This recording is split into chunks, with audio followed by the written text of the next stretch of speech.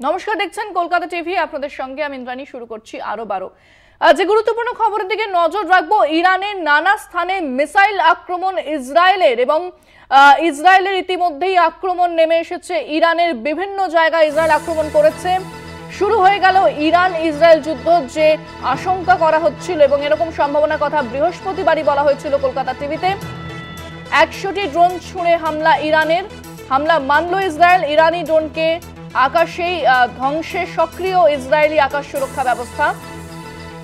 তবে এখনো পর্যন্ত আমেরিকা যুদ্ধে অংশগ্রহণ করেনি। এই যুদ্ধ আরো বড় হতে পারে এমনটাই সম্ভাবনা রয়েছে, এমনটা আশঙ্কা করা হচ্ছে। ইসরায়েল এই হানার নাম দিয়েছে অপারেশন রাইজিং লায়ন। প্রথম দিনেই নিহত ইরানের সেনার রেভলিউশনারি গার্ডের প্রধান হোসেন সালামি।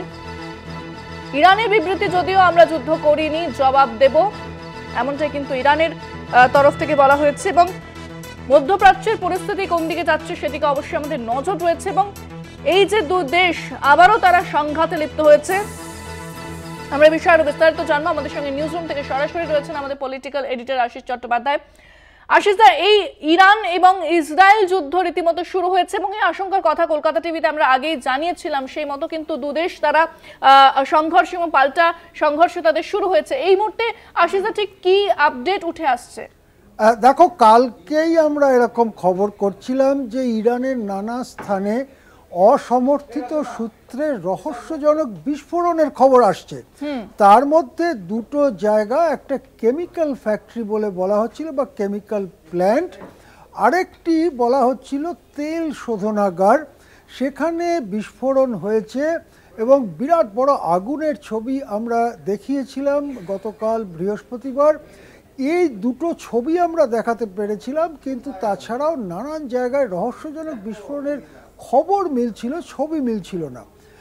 কিন্তু কাল শেষ রাতের দিকে আস্তে আস্তে খবর আসতে থাকে যে ইসরায়েলের পক্ষ থেকে মিসাইল এবং ড্রোন নিয়ে হামলা চালানো হয়েছে। মিসাইল এবং ড্রোনগুলো হামলা চালিয়েছে ইসরায়েলের কথায় কোট আনকোট ইরানের পরমাণু কেন্দ্রগুলোতে। এখন পরমাণু কেন্দ্র বলে ইসরায়েল যেটা মনে করেছে সেখানে হামলা চালিয়েছে, আর যুদ্ধে যে সবাইকে সত্যি কথা বলতে হবে তারও কোনো মানে নেই। কিন্তু আমরা কালকে এই ছবি দেখেছিলাম যে ইরানের তৈল শোধনাগার এবং একটি কেমিক্যাল ফ্যাক্টরিতে দাউ দাউ করে আগুন জ্বলছে, মানুষজন মারা গেছেন। এই রকম ছবি আমরা দেখছিলাম সেই ছবি। এখন ইসরায়েল এটা স্বীকার করেছে যে তারা মিসাইল এবং ড্রোন হামলা করেছে, এবং সেই হামলায় ইসরায়েলের যেটা সেনাবাহিনী বলা যায় রেভলিউশনারি গার্ড, তার যে চিফ, তার যে প্রধান সেনাপতি, তিনি নিহত হয়েছেন। সেটা আমরা কলকাতা টিভিতে দেখাচ্ছি যে রেভলিউশনারি গার্ডের প্রধান হোসেন সালামি নিহত হয়েছেন বলে দাবি করা হয়েছে ইসরায়েলের পক্ষ থেকে। বিপুল বিপুল বিস্ফোরণের খবর আসছে, এবং যদি এটা ঠিক হয় যে ইসরায়েলের মিসাইল ইরানের পরমাণু কেন্দ্রগুলোতে আঘাত করতে পেরেছে, যেখানে ইউরেনিয়াম এনরিচমেন্ট করা হয়, বাংলায় আমরা অনেক সময় বলি ইউরেনিয়াম সমৃদ্ধকরণ, কেননা প্রকৃতিতে যে ইউরেনিয়াম পাওয়া যায় তা কোনো কাজে লাগে না খুব একটা। সেই ইউরেনিয়ামকে নানানভাবে সমৃদ্ধ করা হয় রাসায়নিক প্রক্রিয়ায়, এবং তারপরেই সেই ইউরেনিয়াম থেকে পরমাণু শক্তি আমরা পেতে পারি। এই যে ব্যবস্থা বা কারখানা, সেগুলো পরমাণু কেন্দ্র বলা যেতে পারে। সেই ইউরেনিয়াম সমৃদ্ধকরণ যে সব জায়গায় হচ্ছিল সেখানে আঘাত হেনেছে বলে বলা হচ্ছে ইসরায়েলের তরফ থেকে। কিন্তু ইসরায়েলের তরফ থেকে যে কথা বলা হচ্ছে তার মধ্যে কিন্তু অনেক ফাঁক ফোকর থেকে যাচ্ছে। যেমন যদি কেবলমাত্র পরমাণু কেন্দ্রে আঘাত হেনে থাকে ইসরায়েল, তাহলে রেভলিউশনারি গার্ডের প্রধান হোসেন সালামি নিহত হলেন কি করে? হোসেন সালামি তো আর পরমাণু বিদ্যুৎ কেন্দ্রে গিয়ে সেখানে তিনি কর্মচারীর কাজ করছিলেন না বা অফিসারের কাজ করছিলেন না। তিনি নিশ্চয়ই সেনাবাসে ছিলেন বা কোনো গাড়িতে ছিলেন, কোথাও যাচ্ছিলেন, কোনো একটা জায়গায় ছিলেন। সুতরাং তাকেও যদি লক্ষ্য করে হামলা করা হয় তাহলে দু ধরনের হামলা হয়েছে। ইসরায়েলের কথাতেই পরিষ্কার যে এক হচ্ছে ইরানের কিছু কিছু রাসায়নিক কারখানায় আক্রমণ হয়েছে, যেগুলো ইসরায়েলের ভাষায় পরমাণু কেন্দ্রে হামলা, এই বিষয়টাকে কিভাবে ব্যাখ্যা করবেন? কারণ এটা অত্যন্ত একটা গুরুতর সিরিয়াস ব্যাপার হতে চলেছে। দেখো, যেটা যেটা ইরানের তরফ থেকেই দাবি করা হয়েছে যে হামলা হয়েছে, আর ইসরায়েল বলেছে ইরানের পরমাণু কেন্দ্রগুলোতেই হামলা হয়েছে।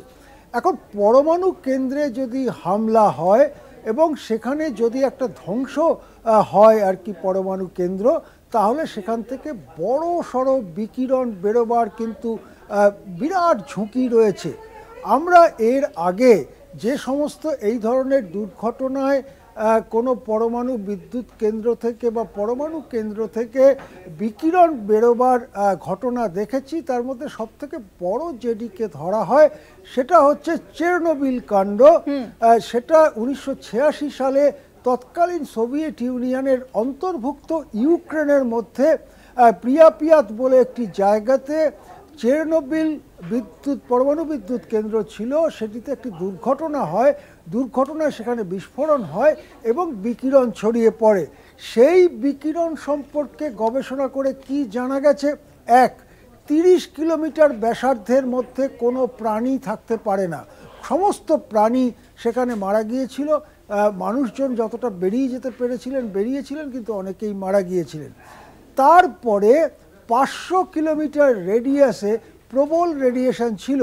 এই রেডিয়েশন রাশিয়া, বেলারুস বলে দেশ ইত্যাদি দেশে ছড়িয়ে পড়েছিল। তারপরেও হাজার হাজার কিলোমিটার জুড়ে সেই রেডিয়েশন ছড়িয়েছে। যত দূরে গেছে রেডিয়েশনের মাত্রা কম হয়েছে, কিন্তু হাজার হাজার কিলোমিটার দূরে সেই রেডিয়েশন গিয়েছে। ইউরোপের নানা দেশে, সুইডেনে, এইসব জায়গাতেও সেই রেডিয়েশন পৌঁছেছিল। এই তথ্য আমাদের কাছে রয়েছে। এখন দেখুন যে তেহরান থেকে দিল্লির বিমান দূরত্ব হচ্ছে 2500 কিলোমিটার।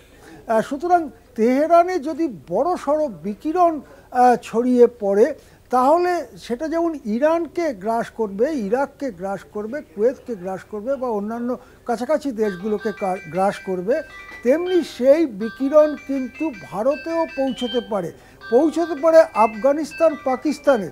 তা হয়তো খুব তীব্র হবে না, কিন্তু সেই বিকিরণ বারবার হতে থাকলে, অর্থাৎ একের পর এক যদি হামলা হয়, তাহলে পরমাণু বিকিরণের বড় সম্ভাবনা কিন্তু উড়িয়ে দেওয়া যায় না। আশিস দা, সেক্ষেত্রে আরো একটা বিষয় জানতে চাইবো। ট্রাম্প যদিও বিশ্বে তিনি শান্তির বার্তা দিচ্ছেন এবং তিনি বলছেন যে যুদ্ধে তিনি মধ্যস্থতা করাবেন বিভিন্ন জায়গায়, সেক্ষেত্রে যেটা জানতে চাইবো তাহলে আমেরিকার এখানে অবস্থান কি থাকতে পারে? কারণ নতুন করে যে উত্তেজনা শুরু হয়েছে এবার। দেখো, আমরা কলকাতা টিভিতে গতকালই খবর করেছি, প্রকৃতপক্ষে বুধবার রাত থেকে আমরা এই খবর করছি যে ট্রাম্প এবং তার প্রশাসন এরকম নির্দেশিকা জারি করেছিলেন, বুধবার করেছিলেন, যে মার্কিন নাগরিকদের ওই অঞ্চল থেকে সরে যাওয়া উচিত। ইরান থেকে, ইরাক থেকে বা লাগোয়া এলাকা, এমনকি ইসরায়েল থেকে মার্কিন নাগরিকদের সরে যাওয়া উচিত।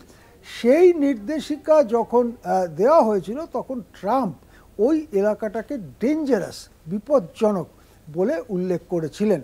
তার থেকে আমাদের একটা ধারণা হয়েছিল, তাহলে কি ট্রাম্প জানেন যে ওখানে কোনো হামলা হতে চলেছে? তখন প্রশ্ন ছিল, হামলাটা প্রথম কে করবে, ইসরায়েল করবে না আমেরিকা করবে? এই প্রশ্নের মুখেই গতকাল বৃহস্পতিবার নানা রকম রহস্যজনক বিস্ফোরণের কথা শোনা যায়। এবারে আজকে জানা যাচ্ছে যে ট্রাম্প নিজেই বলেছেন যে তিনি আগে থেকে জানতেন যে ইসরায়েল এই হামলা চালাবে। এক্ষেত্রে আজকে শুক্রবার এই প্রশ্ন উঠছে, তাহলে কি এই হামলা আমেরিকার নির্দেশে বা অনুমোদন ক্রমেই হয়েছে? তাহলে যদি যুদ্ধ বড় হয়, আমেরিকাও কি ইসরায়েলের পক্ষে যুদ্ধে অংশ নেওয়ার কথা ভাবছে? সেক্ষেত্রে ইসরায়েল এবং আমেরিকার যৌথ যুদ্ধ যদি মধ্যপ্রাচ্যে শুরু হয়, সেক্ষেত্রে পৃথিবীর অন্য বড় শক্তিগুলো কি করবে? যথা রাশিয়া কি করবে, চীন কি করবে, এই ধরনের শক্তিগুলোর কীরকম রেসপন্স হতে পারে? এই সমস্ত প্রশ্নটা সামনে চলে আসছে। হতে পারে এটা একটা স্থানীয় যুদ্ধ মধ্যপ্রাচ্যে হলো, হতে পারে এটা আরও অনেক বেশি ছড়িয়ে গেল, কেননা ইরানের ঘোষিত বন্ধু হচ্ছে রাশিয়া, চীনের মতো দেশ, সুতরাং সেক্ষেত্রে তারা সমর্থন করতে পারে। আরও একটি প্রশ্ন আছে, এই যে অর্গানাইজেশন অফ ইসলামিক কান্ট্রিজ, ইসলামী যে দেশগুলোর সংগঠন আছে বা গোটা আরব দুনিয়া, তারা কি করবে? তাদের মধ্যে অনেকে আছে মার্কিন যুক্তরাষ্ট্রের খুব ঘনিষ্ঠ বন্ধু, অনেকে আবার ততটা ঘনিষ্ঠ বন্ধু নয়, তারা কি করবে? আরও একটা প্রশ্ন হচ্ছে যে ইসরায়েল যাদের সঙ্গে লড়ে যাচ্ছে এই গাজা ভূখণ্ডে হামাসের সঙ্গে, বা সিরিয়া, লেবানন ইত্যাদি অঞ্চলে যাদের সঙ্গে লড়ে যাচ্ছে, তারা তো যুদ্ধে অংশগ্রহণ করবেই, মানে এটা প্রায় নিশ্চিতভাবে বলা যায়। সুতরাং এই যুদ্ধটা বড় হয়ে যাওয়ার সম্ভাবনা আছে যদি না এখনই তার রাশ টেনে ধরা হয়। হ্যাঁ, একেবারে অনেক ধন্যবাদ আশিস দা, আমাদের সঙ্গে সরাসরি নিউজরুম থেকে ছিলেন আমাদের পলিটিক্যাল এডিটর আশিস চট্টোপাধ্যায়।